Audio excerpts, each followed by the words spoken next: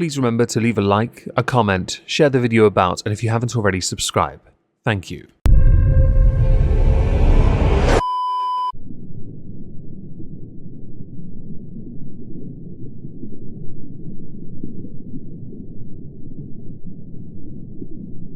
Well, isn't this just fantastic?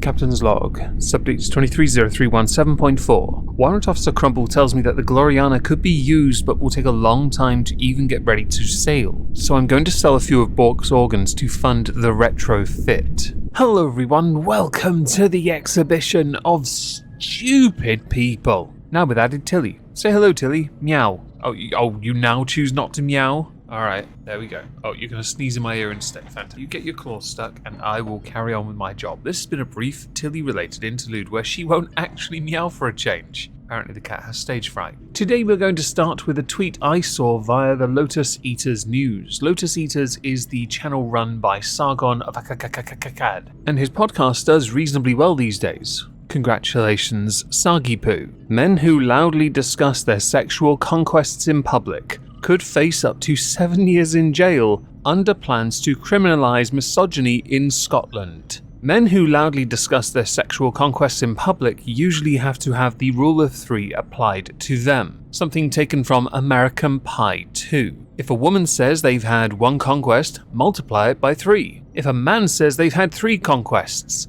divide it by 3. Why? And I'll quote House, everybody lies. But a factor of 3 is usually applicable in both instances. But the fact you want to criminalise it fascinates me. I'm sure many people, the idea of, oh, what are you in here for? I told people I shagged about 7 birds. How many did you really shag? 2.3. The 0.3 was a blowy. Is hilarious to me. But let's go to the article from the Telegraph. A consultation published by the SNP government proposes creating 5 new laws designed to outlaw abusive and humiliating male behaviour which is claimed stops women fully participating in society. You're right. That's why your Scottish First Minister is female and your next one is likely to be one too, because they don't like to be a part of society. Under the new offence of misogynistic behaviour, it would not be necessary for an offender to directly address a woman to be found guilty. The nannies state in full effect of what Scotland tries to do to make sure that you do not have a single shred of freedom while claiming,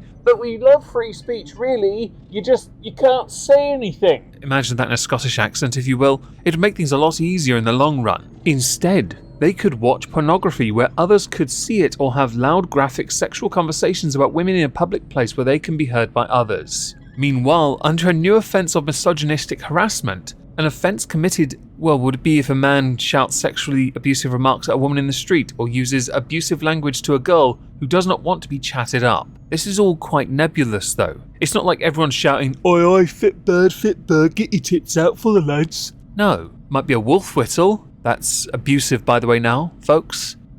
It might be considered sexual harassment as well. You need to, people who do these consultations, calm your tits and have a biscuit. In your case, I'm taking away the shortbread and you're getting the shit biscuits. You're getting rich tea until you learn to play fair and stop being complete and utter ball bags about it. Other examples would include deliberately rubbing up against a woman in a crowded place or showing porn to a female. Now, I don't know about the latter one, I don't know how often that happens. The first one though, that's an intriguing one because that could include people simply trying to get past another person. Don't forget in Scotland here, you got a guy who's a court-appointed anti-Semite. You had a guy sent to prison because he looked through a window and his face looked creepy. These things happen. I'm pretty sure both were Dankula though, to be honest at this point. In addition, a new offence of stirring up hatred against women and girls could be deployed against incel male supremacist bloggers or Andrew Tate-style online personalities who make inflammatory remarks about the opposite sex. You fucking what, mate? How desperate are you to just completely baby every single one of your citizens? Treat them as if they are all children and their entire existence must be controlled and micromanaged like this with so many odd and nebulous contexts. I really hope, by the way, you put in the law Andrew Tate-style online personalities. I'm assuming you're also going to put one that says giant ballsack daddy dank in there somewhere. The one suggestion I can agree with is the making sexual assault RAPE or disfigurement threats against women. I would include men as well. However, in the context of what they're applying it to online abuse directed at women. Get better at video games and this won't happen. How about that? Stop saying stupid shit online and this won't happen. Stop fucking around and then finding out and crying that you found out because you fucked around. How about that? No, I'm not victim blaming, by the way. No, I'm being a dickhead because the idea of this even being considered for a law is hilarious. I would argue, based on what the SNP do with these consultations, they're trying to take my idea of no lives matter, mantra even, motto, and actually apply it to a nanny state where your lives genuinely are controlled to perfection. This is one of the many reasons we really don't want to give you your independence. You do not help yourselves, especially with crap like this. If any of you saw the Oscars recently, I don't really watch award ceremonies myself, but you would have known there was one movie that basically won the majority of the trophies. Congratulations to the movie whose name I don't know, can't remember, don't care enough. One person though I was paying attention to though, beyond Top Gun, was Brendan Fraser, because we've been waiting to see whether or not he would win Best Actor. A comeback well deserved for his performance in The Whale, a movie that I've seen enough of now to understand that actually it's a very good movie, incredibly well done. I've seen some criticisms that we have covered here, and I've covered on the Omegon 2 channel, criticisms levied about how it dehumanizes some people, and that is what we're going to address today. I saw this article, Why the Whale Ends Up Dehumanizing Us All, but it's not so much an article, it's a medley of comments from people. The comment is, I've already decided to pass on watching The Whale before reading Lindy West's take on it, which is The Whale is not a masterpiece, it's a joyless, harmful fantasy of fat squalor. But I was shocked to see the director's implicit claim that the film humanizes fat people. How do you humanize someone who is already human? That's the thing. Many people who are overweight handle it differently. Some do the body positivity, the fat acceptance thing. Others just get on with their lives. But then there are some who shut themselves away. They are too ashamed and too afraid to actually deal with what it is that has put them where they are. And that is what that film is about. His grief consumed him. That's the point. He pushed people away, and then it turned around right at the end of his life. He finally did something right at the end. And that's important. It's a great story. It humanizes a struggle many go through, because people do feel dehumanized. If you want to be a pedantic prick about it, Marco, then you're well within your right to do so. But you are on the face of it wrong because you've taken it like a pedantic shit. Or one of my commenters, hi, hope you're all well today. Leave a comment, tell me how you feel. What I want to do now though is go to the article referenced in that comment by Lindy West. Lindy West, I have heard this name many a time. Lindy West is not a cool person. No, Lindy West is a pain in the backside. She is considered a comedian and activist.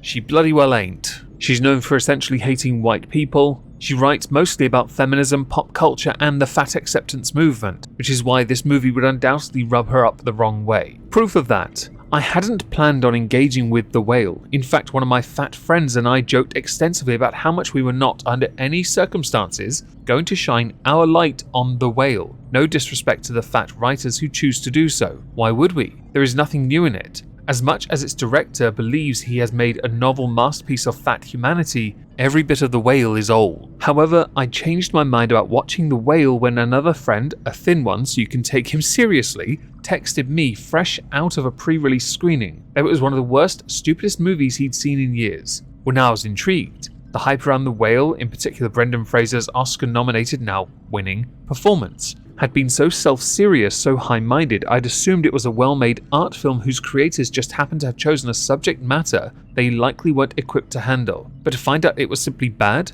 The thought of gilded Academy voters weeping over a video of Fraser in a fat suit choking on a meatball sub gave me a strange pleasure. The joke suddenly was on them. Delicious as a Cheeto sandwich sprayed with ranch dressing, a meal that The Whale's protagonist eats while crying. Standing ovation, lol, you idiots. I'm sensing some cynicism here, and hipster-esque cynicism at that. I must hate it because it goes against what I believe and my interpretation of the world around me, because only I can be an authority on this, and only I can portray this accurately. With this story, why bother? These stories don't need to be told, do they? But at the same time, we must accept this and talk about it, but not at the same time. Do you see what I mean? This logic, lack thereof anyway, but they call it logic charitably, when used as an excuse to just say, but.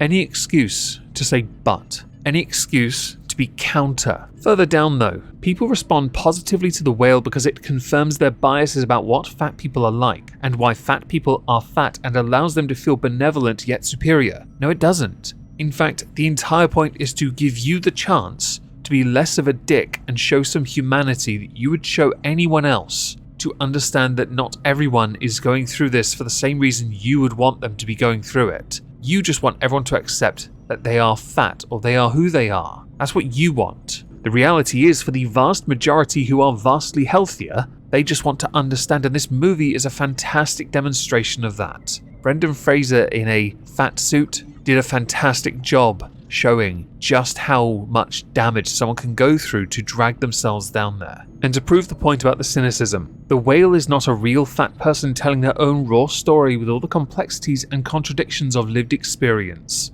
Charlie is a fictional character created by a thin person, a fantasy of fat squalor, a confirmation that we do this to ourselves, that we gorge buckets of chicken like mindless beasts that we never see in the world, never let the sun warm our bodies, never stepped into the sea, never make art, never feel human touch, never truly live. Portrayals like this from us in two directions, we are denied both the freedom to enjoy food and have complicated relationships with it. I suppose my criticism boils down to this. A fat person, even one with a life identical to Charlie's, could never have made the whale. It is fundamentally not of us and therefore incurably untrue. Lindy West, everyone. Disingenuous hack. As she always has been and always will be. Go ahead and accept your fat movement. I will sit back and laugh because I never see you moo.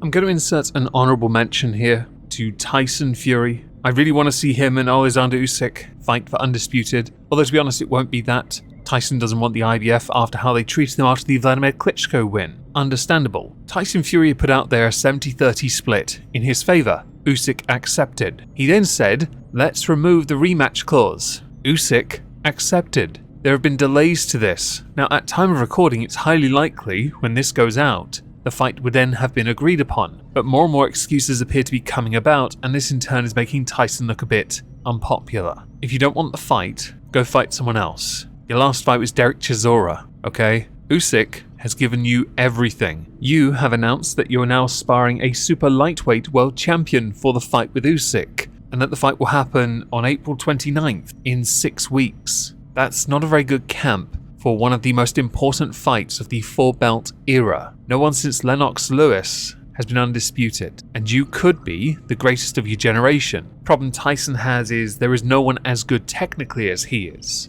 Usyk is a genuine challenge to that. He may be shorter, but he's developed a very good counter-punch style. Tyson has developed a heavier-handed style, mostly because I think he got sick and tired of being called powder-fisted. Please sign the bloody contract and get this over with. We really want to see who's the undisputed of the two of you. Greedy belly.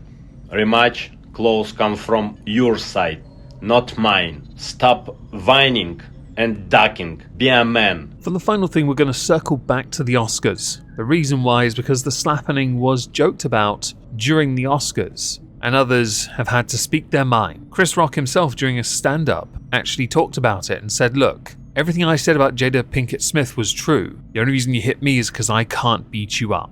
Your frustrations are being outed, her sexual prowess, her cheating, her infidelity boiling up inside of him, Will Smith that is, undoubtedly led to that straw that broke the camel's back moment type situation kind of deal. I saw an article written by Inga Parkel. Chris Rock is wrong about Jada Pinkett Smith. Over the weekend, Chris Rock hosted Netflix's first ever live stand-up set, Selective Outrage. He jokingly questioned Meghan Markle's racism claims, thirsted over Beyonce, and of course directly addressed being smacked by Will Smith. However, when it came time for him to speak about the latter, Rock took the time to childishly blame Will's wife for the incident. Thing is, the quote there on the screen is 100% correct. So the last idiot to induct into this episode is Inga Parkel for being so dumb as to not understand how men's minds work. Genuinely. It wasn't because he said G.I. Jane, it was because he saw Chris Rock and realised that there's a bitch and I can slap him. Hopefully my wife will stand me and understand that I am reaching a precipice here where I may not be able to come back. But I could be wrong. Maybe some people like being a cuck.